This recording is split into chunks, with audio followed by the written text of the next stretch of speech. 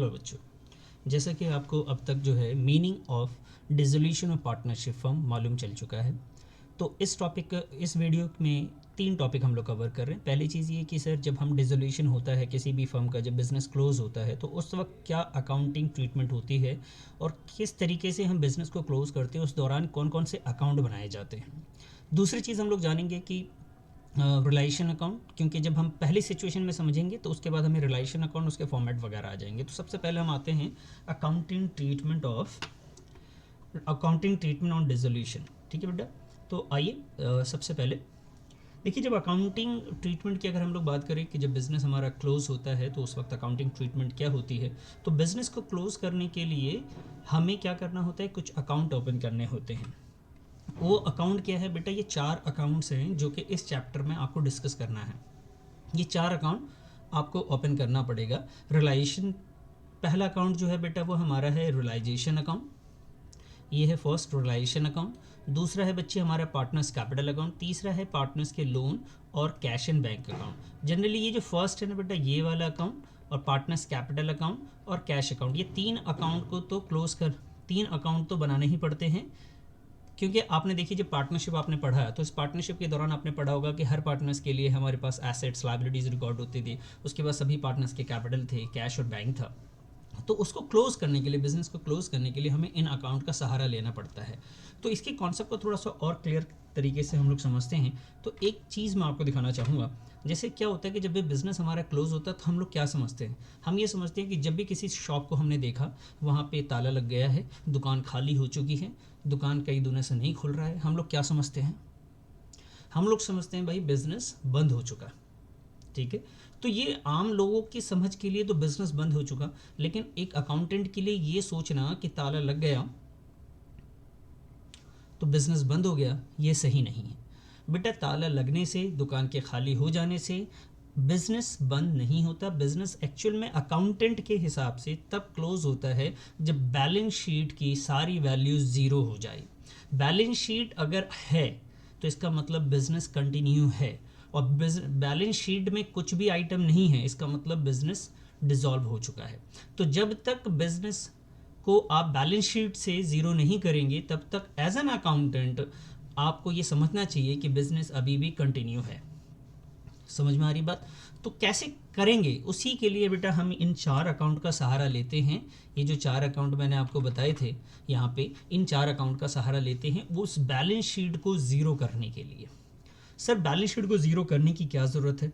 तो देखिए, जब बिज़नेस ख़त्म होगा तो आपके पास बहुत सारी लायबिलिटीज़ होती हैं, बहुत सारे एसेट्स होते हैं। तो हमारी जिम्मेदारी क्या होती है कि जब बिज़नेस बंद हो रहा है तो जिन लोगों के मैंने कर्ज़ ले रखे हैं उनको हमें पेमेंट कर देना चाहिए। वो पेमेंट के लिए पैसे कहाँ से आएंगे बेटा? तो पैसे हमें जितने भी एसेट्स हैं उन एसेट्स को सेल करना चाहिए वहाँ से, या जिसके पास हमारे पैसे बाकी हैं उनसे मांगने चाहिए, और मुझे अपनी लायबिलिटी को उससे पेमेंट कर देना चाहिए।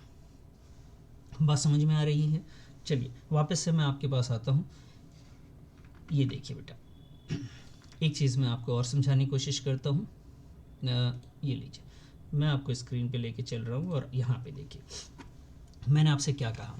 मैंने आपसे कहा कि जब बिज़नेस क्लोज़ होता है, जब बिज़नेस पार्टनरशिप फर्म क्लोज़ होता है तो बेटा अगर आपके पास बैलेंस शीट में एक भी आइटम है, आपके बैलेंस शीट में इस साइड आपको पता ही है ना बेटा क्या होता है, इस साइड लाइबिलिटी होती है और यहाँ पे क्या होता है, आपके एसेट्स होते हैं। तो बैलेंस शीट में सॉरी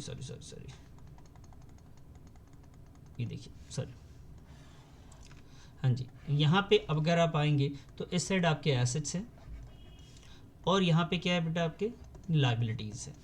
तो बेटा अगर हम बात करें कि जितने भी एसेट्स हैं, हमारा फर्स्ट काम क्या होना चाहिए, इस एसेट्स से कैश रियलाइज करने के इरादे होने चाहिए कि कैश इससे आ जाए, और इस कैश से आपको क्या करना है बेटा, ये लाइबिलिटी को पे कर देना चाहिए। आम जिंदगी में देखिए ना, अगर मुझे खुद पता चले कि भाई मेरे ज़िंदगी का जो वक्त है बहुत कम है तो मैं चाहूँगा कि मरने से पहले अपने जो कर्ज़ हैं उसको पे करके जाऊँ। कौन ऐसा होता होगा जो बोलता होगा कि नहीं भाई देखो ऐसा हम तो जा ही रहे हैं, तो इसमें आप दूसरे की उधारी देके क्या फ़ायदा, जो मिल रहा है सब लेके चलो। ऐसा तो पॉसिबल नहीं है। इसी तरीके से बिज़नेस के लिए भी है कि बिज़नेस जब भी क्लोज होता है तो उसके सारे एसेट्स को सेल करने की कोशिश करते हैं, वहाँ से कैश निकालने की कोशिश करते हैं और अपनी लाइबिलिटी को उसे पे करने की कोशिश करते हैं। और लाइबिलिटी में भी इस बात का ख्याल हमें रखना होता है कि हमें उन लाइबिलिटी को पहले पे करना होता है जो आउटसाइडर लाइबिलिटीज़ हैं। पैसे तो हमने भी बिज़नेस में लगाए हैं, पैसे बाहर वालों से भी कर्ज ले रखा है, तो पहले बाहर वालों को देना है, जो बच जाएगा वो पार्टनर्स को मिलेगा। क्लियर है? तो ये हमें इस चैप्टर में पूरा का पूरा यही कॉन्सेप्ट के साथ हमें चलना है कि जब बिज़नेस क्लोज हो रहा है तो आप अपने एसेट से कैश रियलाइज़ कीजिए और अपनी लाइबिलिटी को ज़्यादा से ज़्यादा पे कर सकें। मान लेते हैं कि आपके पास कैश नहीं आया तो आप घर से लेके आइए, पार्टनर्स को अपने घर से लेके आने पड़ेंगे बेटा, ठीक है, और उसके बाद लाइबिलिटी पे करनी है। पूरी कोशिश करनी है कि अपनी लाइबिलिटी को पहले पे किया जाए। क्लियर है? तो इस दौरान हमें जो अकाउंट बनाने की ज़रूरत होती है वो रियलाइजेशन अकाउंट, यानी बैलेंस शीट में जितनी भी चीज़ें हैं उसको हम लोग 4 हिस्सों में बांट देते हैं। कुछ आइटमों को हम लोग रियलाइजेशन अकाउंट में सेंड करते हैं, कुछ पार्टनर से रिलेटेड पार्टनर्स कैपिटल अकाउंट में जाते हैं, पार्टनर लोन से रिलेटेड पार्टनर्स लोन अकाउंट में जाता है, और कैश से जितनी भी चीज़ें रिलेटेड है वो कैश और बैंक अकाउंट में जाती है। आइए जी, ये बात आपको समझ में आएगी अकाउंटिंग क्या क्या होने वाली है इसमें। अब आते हैं जी व्हाट इज़ रियलाइजेशन अकाउंट, कि सर रियलाइजेशन अकाउंट जो आपने पहला बोला है वो है क्या। तो भाई देखिए, रियलाइजेशन अकाउंट की अगर हम लोग बात करें तो रियलाइजेशन अकाउंट जो है ये तब बनाया जाता है जब डिसोल्यूशन ऑफ फर्म हो। डिसोल्यूशन ऑफ फर्म जब होगा तभी ये अकाउंट ओपन होता है। इससे पहले आपने रिटायरमेंट में, डेथ में, एडमिशन में कहीं पे भी इस अकाउंट को नहीं देखा है। क्लियर? दूसरी चीज़, ये एक नॉमिनल अकाउंट है। आपको पता है नॉमिनल अकाउंट आपने पढ़ा होगा, जिसमें सारे एक्सपेंसेस, सारे इनकम को रिकॉर्ड किए जाते हैं। इनकम और एक्सपेंसेस से रिलेटेड जो अकाउंट होते हैं बेटा, उससे हम लोग नॉमिनल अकाउंट कहते हैं। तो रियलाइजेशन अकाउंट है क्या? ये एक ऐसा अकाउंट है जिसे हम लोग डिसोल्यूशन ऑफ फर्म के टाइम पे ओपन करते हैं, और ये एक नॉमिनल अकाउंट है। तीसरी बात, सर इसे बनाते क्यों हैं आप? बेटा इसे बनाते हैं कि जितने एसेट्स है जिससे कैश रियलाइज हो जाता है ना, उन एसेट्स के लिए हम ये अकाउंट को देखते हैं कि किससे किससे कैश आएगा। तो एसेट्स से हमें कैश रियलाइज करवा के अपनी लायबिलिटी को पे करना होता है। ये जो प्रोसेस मैं आपको बता रहा हूँ, इसकी रिकॉर्डिंग हम लोग रियलाइजेशन अकाउंट में करते हैं। एसेट्स सेल करना, एसेट से पैसे आ जाए और लाइबिलिटी को पे ऑफ करना, ये चीज़ कहाँ रिकॉर्ड होती है? रियलाइजेशन अकाउंट में। तो इससे ये हमें मालूम चलता है एट द एंड कि सारी लाइबिलिटी को देने के बाद हमारे पास प्रॉफिट हो रहा है या लॉस हो रहा है। तो यहाँ पे देखिए, it is prepare to determine the profit और loss on the realisation of the assets and payment of liabilities. Liabilities के पे करने के बाद आपको प्रॉफिट बचा या लॉस हुआ, ये हमें मालूम चलता है रियलाइजेशन अकाउंट से। ठीक है सर, अब आते हैं तीसरे टॉपिक की तरफ, जो हमारा था कि फॉर्मेट ऑफ रियलाइजेशन अकाउंट क्या होता है, ये बनाते कैसे हैं सर। तो बेटा ये बनाते कैसे हैं, ये फॉर्मेट है, नॉर्मल सा फॉर्मेट है। ये जब बिजनेस क्लोज होता है उसी डेट पे बनता है, तो डेट के कॉलम होने की इसमें कोई ज़रूरत नहीं है।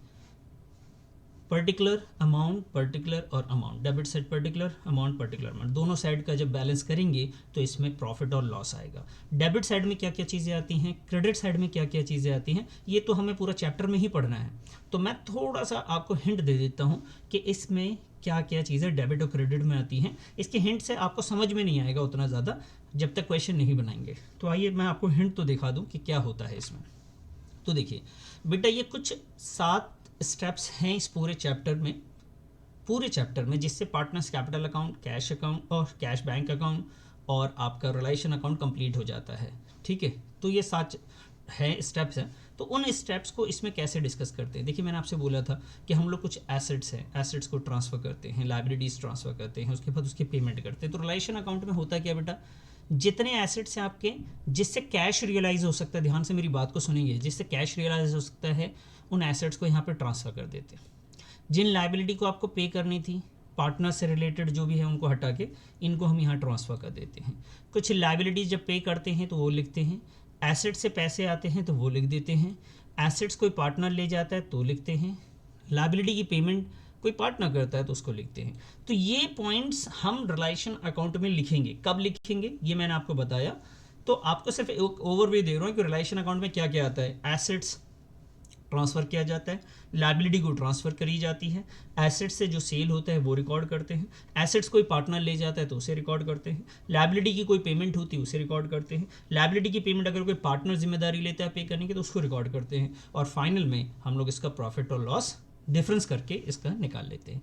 तो ये सिंपल सा रिलाइजेशन अकाउंट का फॉर्मेट है, इसमें ये चीज़ें रिकॉर्ड होती हैं। समझ में आ गई बात। अब हम आगे डिस्कस करेंगे कि सर कैसे ट्रांसफ़र किया जाता है, कैसे लायबिलिटी को ट्रांसफ़र करते हैं, कैसे एसेट्स को ट्रांसफ़र करते हैं। ये सब चीज़ें नेक्स्ट वीडियो में हम लोग देखेंगे। आइए बेटा।